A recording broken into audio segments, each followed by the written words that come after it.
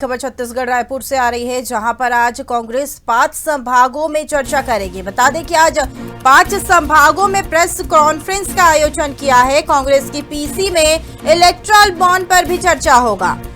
जानकारी के अनुसार कल बीजेपी ने महादेव ऐप पर चर्चा की थी। अब आज कांग्रेस की दूसरी लिस्ट भी आ सकती है। 5 सीटों को लेकर कांग्रेस का मंथन चल रहा है। लगातार लोकसभा चुनाव को लेकर सियासत जारी है। कांग्रेस संभाग स्तरीय प्रेस वार्ता करेगी। बता दें कि संभाग स्तरीय प्रेस वार्ता में 5 संभागों में होगी। रायपुर में पीसीसी चीफ दीपक वैज प्रेस कॉन्फ्रेंस करेंगे। वहीं बाकी संभागों में अन्य नेता प्रेस कॉन्फ्रेंस करेंगे। बता दें कि कांग्रेस की पीसी में इलेक्ट्रल बॉन्ड पर भी चर्चा की जाएगी। वहीं बता दें कल बीजेपी ने महादेव सट्टा ऐप पर चर्चा की थी। आज कांग्रेस की दूसरी लिस्ट आ सकती है। लोकसभा चुनाव से जुड़ी बड़ी खबर सामने आ रही है। लगातार पार्टियों की ओर से जनता को मनाने के प्रयास जारी है, तो वहीं अब 5 संभागों में कांग्रेस की ओर से प्रेस वार्ता का आयोजन किया गया है। 5 संभागों में कांग्रेस प्रेस वार्ता करेगी। रायपुर में पीसीसी चीफ दीपक वैज प्रेस कॉन्फ्रेंस करेंगे। बता दें बाकी संभागों में भी अन्य नेता प्रेस कॉन्फ्रेंस करेंगे। कांग्रेस की पीसी में इलेक्ट्रल बॉन्ड पर चर्चा की जाएगी। साथ ही बीजेपी ने भी महादेव सट्टा ऐप पर कल चर्चा की थी।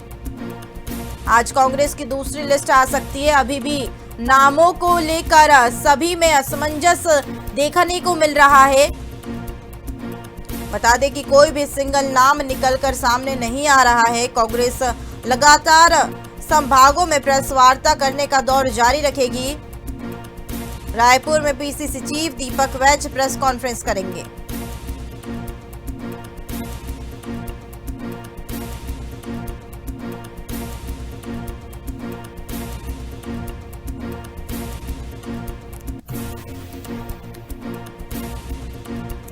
बड़ी खबर, कांग्रेस संभाग स्तरीय प्रेस वार्ता करने जा रही है। सभी 5 संभागों में कांग्रेस मीडिया से चर्चा करेगी।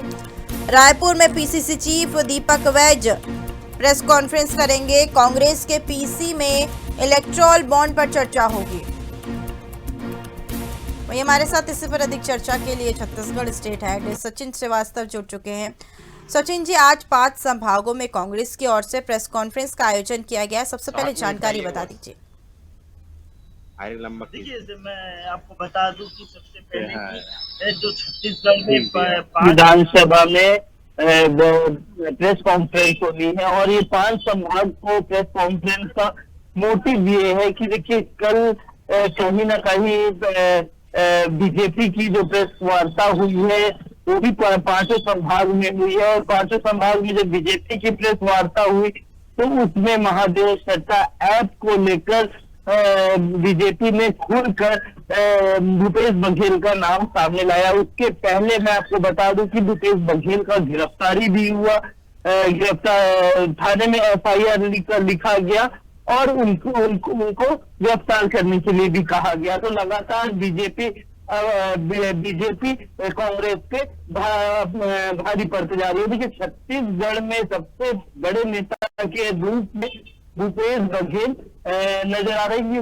अभी 2018 के चुनाव में वो मुख्यमंत्री भी रहे, और उसके बाद 2023 में उनके ऊपर भी विधानसभा की पूरी जिम्मेदारी दी गई थी। मगर जब कांग्रेस को हार का सामना करना पड़ा, और कांग्रेस लगातार इस बात को कहते आ रही है कि जो भूपेश बघेल की सरकार थी वो कहीं ना कहीं सत्ता जो है महादेव ऐप सत्ता को लेकर कार्रवाई करते आई है। क्योंकि देखिए, जब भूपेश बघेल की सरकार थी छत्तीसगढ़ में तो लगातार कहीं ना कहीं आप ये देखने को मिला था कि 400 से ज्यादा लोग गिरफ्तार हुए थे, और 400 से ज्यादा लोग गिरफ्तार हुए। उसके साथ कई एटीएम और उनके संचालक से भी कार्रवाई देखने को मिली थी। वहीं पे जब बीजेपी सरकार आती है तो प्रदेश के पूर्व मुखिया मतलब भूपेश बघेल पर ये इल्जाम लगता है कि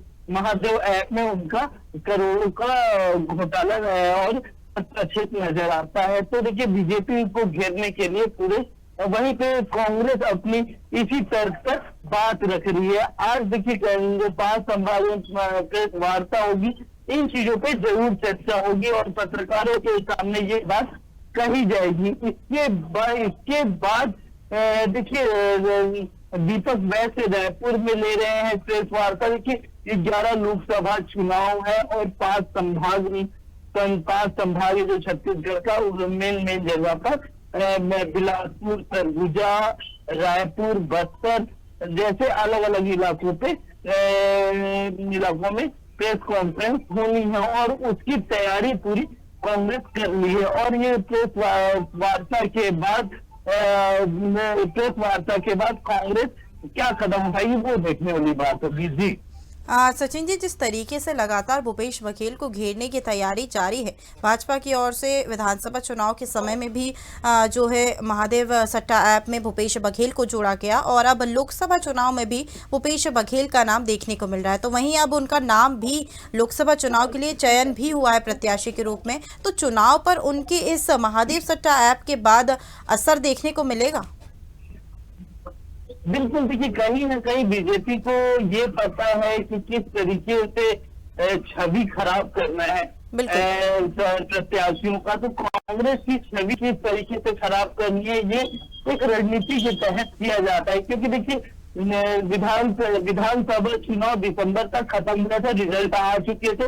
उसके बाद से लेकर अभी तक ये आरोप धीरे धीरे बीजेपी ने उसको लगाता रहा महादेव सट्टा ऐप को लेकर। मगर जहां विधानसभा का डेट डिक्लेयर होता है तो भूपेश बघेल के ऊपर FIR होता है और FIR के बाद लगातार उन पे कार्रवाई होने लगती है। तो कहीं ना कहीं छत्तीसगढ़ में ये बड़ा मुद्दा बन जाता है कि महादेव ऐप में कौन शामिल है। कांग्रेस सरकार उसमें खुद शामिल है, भूपेश बघेल का नाम बार बार सामने आता है। तो इन चीजों को लेकर कहीं ना कहीं भूपेश बघेल परेशान भी हो चुके हैं। सचिन जी, अभी बीच में हाल ही में दुबई से एक वीडियो जारी किया गया था। महादेव सट्टा ऐप के संचालक थे या फिर ऐसा कोई व्यक्ति था जिन्होंने भूपेश बघेल का नाम लिया था उस वीडियो में। तो क्या वो वीडियो जो जारी किया गया था और उसमें भूपेश बघेल के महादेव सट्टा ऐप में शामिल होने की बात की गई थी, वो वीडियो क्या सही में सच थी? जी बिल्कुल, देखिए मैं आपको बता दूं कि वो जो दौर था जब वो वीडियो वायरल हुआ था, तो वो जो दौर था उस दौर में विधानसभा चुनाव का एकदम आखिरी मोड़ चल रहा था और वो दौर था जब चुनाव वोटिंग के कुछ दिन पहले ही ये चीजें सामने आती है। वो वीडियो सामने आता है जिसमें एक व्यक्ति बैठा होता है और वो अपने आप को महादेव ऐप का संचालक बताता है और बताता है कि भूपेश बघेल के नेतृत्व में ये सारे काम किए जा रहे हैं। बाद में उसको चुनाव के 1-2 महीने बाद गिरफ्तार भी किया जाता है और उसे ईडी पूछताछ भी करती है और बिलासपुर कोर्ट में पेश भी करती है। तो देखिए लगातार किस तरीके से एक षड्यंत्र बनाया जाता है और किस तरीके से पेश किया जाता है कि छवि कैसे खराब की जाए। देखिए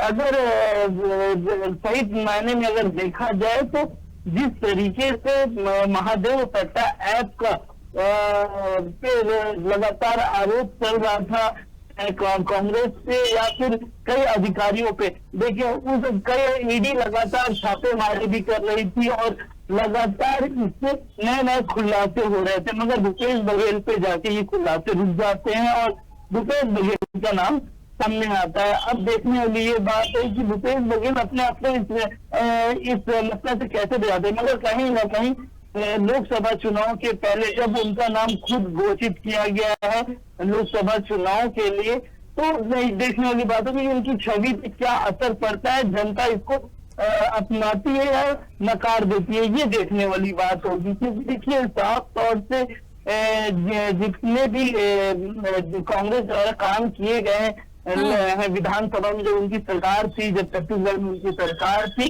तो जितने भी काम किए गए उससे भी कहीं ना कहीं बीजेपी आरोप लगाते आई है। मगर ये जो महादेव सट्टा ऐप है उसको लेकर लगातार कांग्रेस की सरकार थी तो भी कार्रवाई देखने को मिली थी और अब भी कार्रवाई देखने को मिल रही है। मगर अब जाकर भूपेश बघेल का नाम सामने आया है और उसको वो वहां पे आकर रुक चुका है और लगातार FIR और अलग अलग चीजें सामने आ रही है। देखिए